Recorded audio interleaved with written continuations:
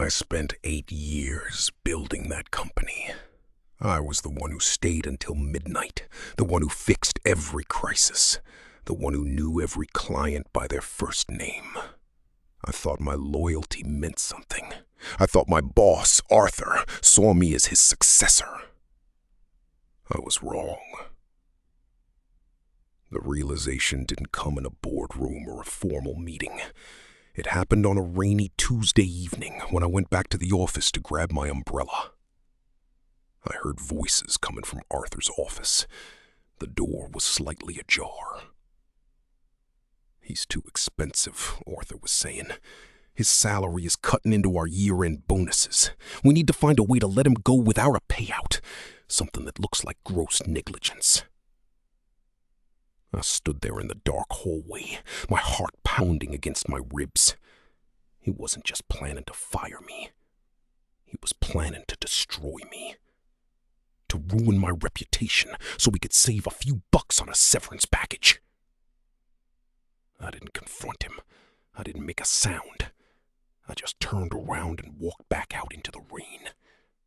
Because in that moment, I realized the game had changed. And if Arthur wanted a war, I was going to give him one he'd never forget.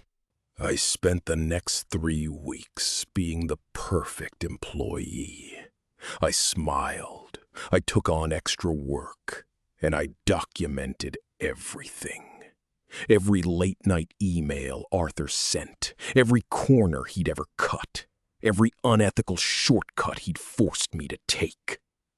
I had it all on a single USB drive. I didn't go to HR. Arthur owned HR. I went to the one place Arthur couldn't reach, the industry regulators. I handed over years of evidence, proof of price fixing, kickbacks, and systematic fraud that went all the way to the top. I didn't just take Arthur down. I took the whole rotten structure with him.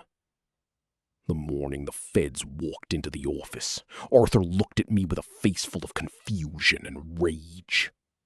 I just nodded, picked up my briefcase, and walked out. I didn't need a severance package. I'd already secured a position with their biggest competitor, along with half of Arthur's client list. Arthur thought he was the predator. He forgot that even the smallest prey can have teeth. I watched the building shrink in my rearview mirror as the sun started to rise. For the first time in 8 years, I could finally breathe. Arthur's downfall wasn't an accident. It was a masterpiece. And I was the one who signed